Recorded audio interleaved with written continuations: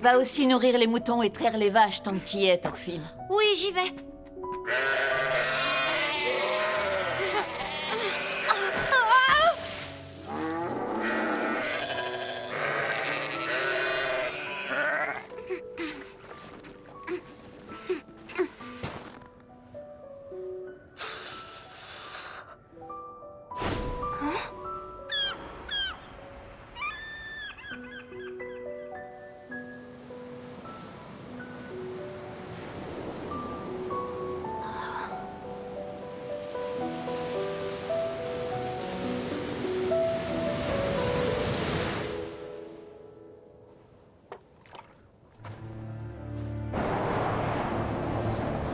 Nous avions laissé le Markland derrière nous, et notre navire voguait vers le sud. Nous entendions le vent murmurer à nos oreilles. Il y a une terre encore plus riche au sud.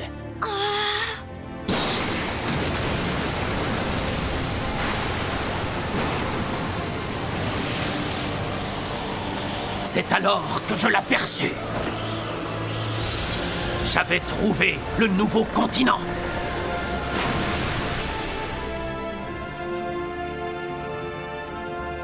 Dans ce nouveau monde, poussaient des fruits et l'herbe verte ondulait sous le vent.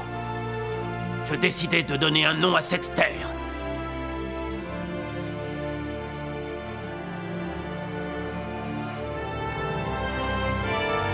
C'est ainsi que je la baptisai, le Vinland.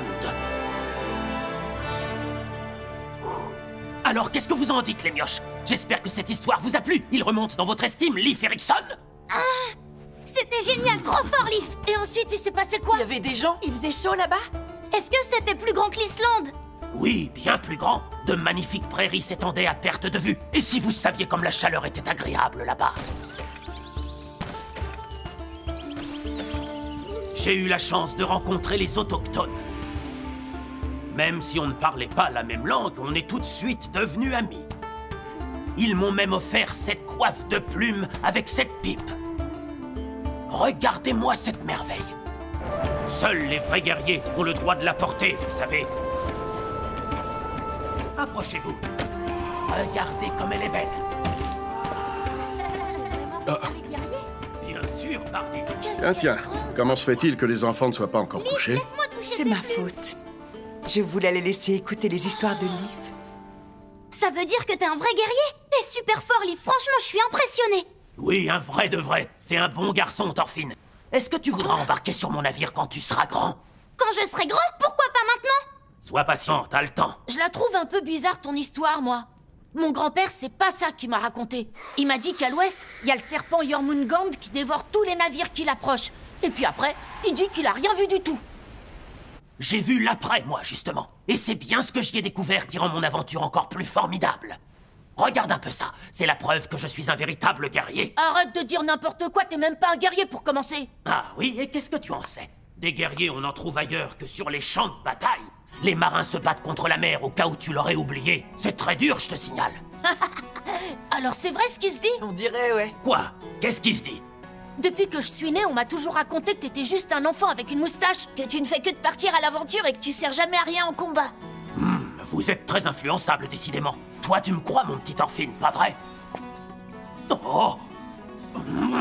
Qu'est-ce que ça veut dire, ça? Que tu refuses de croire un vieil aventurier sous prétexte qu'il ne va jamais à la guerre, hein, c'est ça? Non, pas du tout.